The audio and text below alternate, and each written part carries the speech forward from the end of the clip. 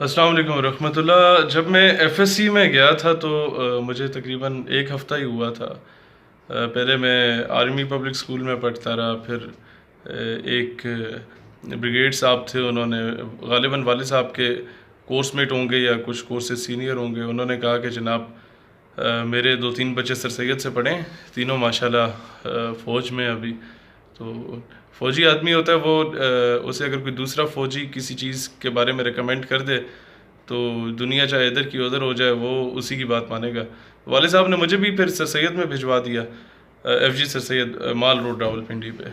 तो any how मुझे वहाँ गए कुछ अर्सा ही हुआ कि सलाला चेक पोस्ट पे हमला हुआ नेटो फोर्सेस की जानिब से, और हमारे अफवाज पाकिस्तान के कई जो फ़ौजी हैं वो शहीद हुए वहाँ पे।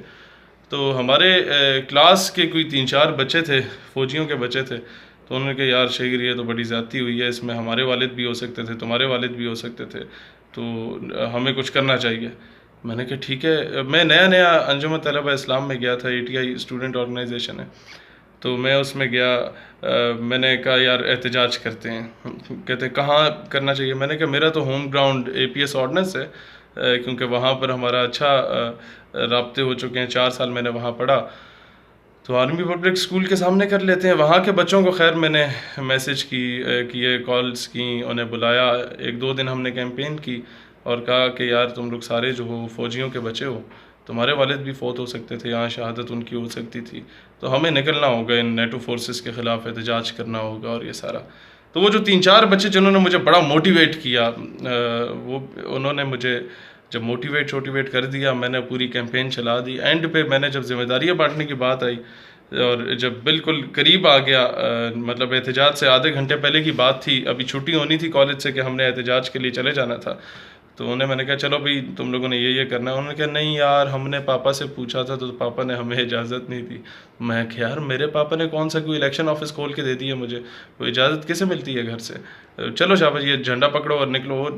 अमूमन जो लोग इस एटमॉस्फेयर में पले बड़े होंगे बेहतर जानते हैं कि हमारे, क्योंकि सारा कुछ हमें प्लेट में रख के दे दिया जाता था, तो ज़्यादातर हमारे जो फौजियों के बच्चे हैं वो मम्मी डैडी टाइप की लॉट होती थी। तो मैं थोड़ा सा मुनफरिद सिर्फ इस वजह से था कि मुझे बचपन से ही अब्बा जी ने वो गांव भेजने की आदत थी उन्हें, कि हर महीने डेट के बाद तुमने गांव लाजमी जाना है। और अमूमन तो हफ्ते के बाद भी हम लोग गांव जाया करते थे, और अक्सर लोकल सफ़र मुझसे करवाते थे हाईएस्ट का, कि तुम्हें पता हो कि यार हम लोग कहाँ से पले बड़े हैं, किस तरह ज़मीनों में वो हल चलाते रहे खेतों में, और कितनी हार्डशिप्स के बाद जाके हम लोग इस मकाम तक पहुँचे हैं, तो तुम लोग हवाओं में ना उड़ो। एनी हाउ, उस वजह से थोड़ा सा इंटरेक्शन सिविल कम्युनिटी की सिविलियंस के साथ ज़्यादा होता था, और बड़ा ऐसी ग्राउंड रियलिटीज़ जो कि बाकी लोग सोने के चम्मच लेके पैदा होते हैं उनको नहीं मालूम होती, वो हमें हो गई थी बचपने में ही। और लोगों के क्या मसाइल होते थे वो सारी चीज़ें, थोड़ा बहुत वो सियासी बैकग्राउंड इस हवाले से था कि चचा दादा वगैरह वो चेयरमैनी के इलेक्शन वगैरह लड़ते रहते थे, तो वो लोगों के मसाइल वो सारा देखना। अमूमन जब ये ईद के दिनों में सो जाते थे शाम को, तो मेरी ड्यूटी होती थी कि वहाँ मेहमानों को सारों को डील करना होता है। तो एनी हाउ, एहतजाज हमने किया, और तकरीबन कोई 400-500 बच्चा इकट्ठा हो गया। एपीएस ऑर्डिनेंस का, एफजी सर सैयद का, फौजी फाउंडेशन कॉलेज, ये जो 12 कोर की जानिब से नंबर 1 कॉलेज हमेशा से डिक्लेयर हुआ है। 12 कोर ये नहीं, वो तो कोयटा वाली है, 10 कोर गालिबन, ये पिंडी की जो कोर है उसकी जानिब से नंबर 1 कॉलेज हमेशा डिक्लेयर हुआ। फिर एफजी सर सैयद भी बड़ा टॉप ऑफ द क्लास ये कॉलेज रहा। वहाँ के बच्चे आगे, वो मैसेज इतना सर्कुलेट हुआ, एहतजाज 1.5-2 घंटे चलता रहा। लेकिन मैं एक चीज़ बताना चाहता हूँ जो लोग भी स्टूडेंट पॉलिटिक्स में आए उनके लिए, कि ये इतना आसान काम नहीं होता। मुझे अभी भी याद है कि एफएससी में हमें कुछ अर्सा ही हुआ था गए हुए फर्स्ट ईयर में, तिलावत भी मैंने ख़ुद की, नात भी मैंने ख़ुद पढ़ी, तकरीर भी मैंने ख़ुद की, उसके बाद पाकिस्तान जिंदाबाद का नारा भी मैंने ख़ुद लगाया, और झंडा भी मैंने ख़ुद ही लहराया। बाकी सारे बुद्ध बन के खड़े हुए थे, आहिस्ता आहिस्ता उन्हें मोटिवेट करके इस तरीके से लाए। फिर उसके अगले साल एक गुस्ताखाना फ़िल्म बनी, अमेरिका में एक शख्स ने बनाई रसूलुल्लाह सल्लल्लाहु अलैहि वसल्लम के ख़िलाफ़। तो उसमें काफ़ी ज़्यादा गम और गुस्से की कैफियत पाई गई हम सब लोगों में, नौजवानों में। तो हमने बहुत बड़ी कैंपेन लॉन्च की, 2000 बच्चों को मुख्तलिफ़ कॉलेजेस के, कंटोनमेंट के कॉलेजेस के बच्चों को इकट्ठा किया, जो कि एक बड़ा मुश्किल काम होता था। आप किसी प्राइवेट कॉलेज में भी चले जाएं, तंजीमें नहीं चलती। हमने इवन फोर्सेस के कॉलेजेस में भी अपना नेटवर्क बना के रखा कि यार, क्योंकि पले बड़े वहाँ थे।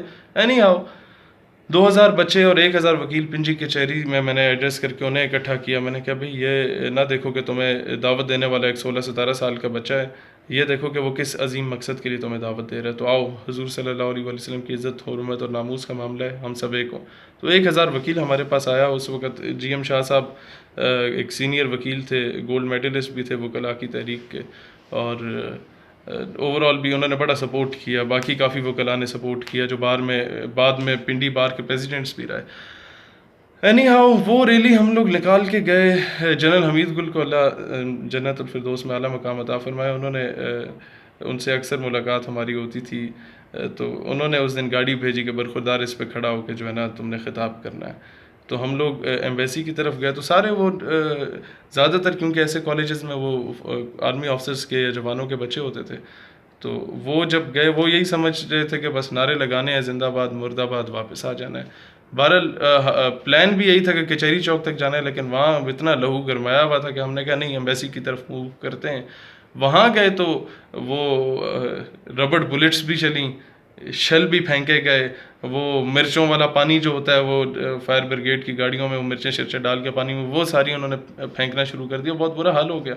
तो वो जो बाकी बच्चे थे इस्लामिक यूनिवर्सिटी के, वो तो सही सलामत वापस आ गए। तो हमारे साथ जो बच्चे गए तो वो तो बेचारे आधे बेहोश हो गए। उन्हें कोई, किसी को रात को होश आया, किसी को अगले दिन जाके होश आया। उन्हें तब अंदाज़ा हुआ कि यार ये जो हम लाइफ जी रहे थे वो तो कोई और लाइफ थी। असल ज़िंदगी तो ये है कि जो हमने देखा ही नहीं अभी तक कि ऐसा भी होता है।